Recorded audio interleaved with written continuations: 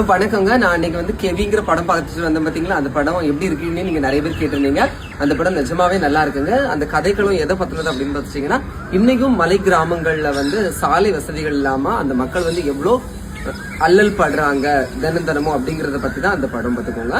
அந்த படத்துல உள்ள கான்செப்ட் ரொம்ப ரொம்ப நல்ல கான்செப்ட் தான். ஏன்னா இன்னைக்கு நவீன காலம் ஆனாலும் மலை கிராமங்கள்ல இவ்வளோ கஷ்டங்கள் இருக்குங்கிறத அழகா இயக்குனர் வந்து என்ன செஞ்சிருப்பாரு, எடுத்து சொல்லியிருப்பாரு. அதுக்கப்புறம் பாத்தீங்கன்னா அந்த படத்துல என்ன கவர்ந்த கதாபாத்திரங்கள் யாரெல்லாம் பாத்துட்டீங்கன்னா, ஜீவா சுப்பிரமணியம் அப்படின்னு சொல்லக்கூடிய ஒரு டிரான்ஸ்ஜெண்டர் ரொம்ப அழகா நடிச்சிருக்காங்க.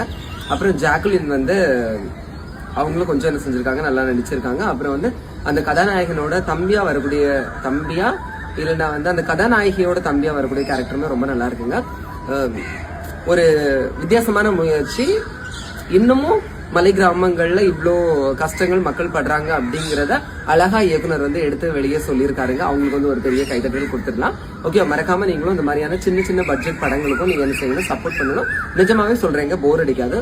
ஃபைனலா வரும்போது கண்டிப்பா நீங்க தியேட்டர்ல வந்து அழுதுகிட்டு தான் வருவீங்க. அந்த அளவுக்கு அழகான ஒரு கிளைமேக்ஸ் தான். எந்த விதமான வன்முறை காட்சிகளோ அது எதுவுமே கிடையாதுங்க. குடும்பத்தோட என்ன செய்யலாம், அந்த படத்தை வந்து என்ன செஞ்சுக்கலாம், பார்க்கலாம். ஓகேவா? மறக்காம நீங்களும் போய் தியேட்டர்ல இந்த படத்தை விசிட் பண்ணுங்க. மறக்காம பார்த்து என்ஜாய் பண்ணுங்க. லைக் பண்ணுங்க. தேங்க்யூ.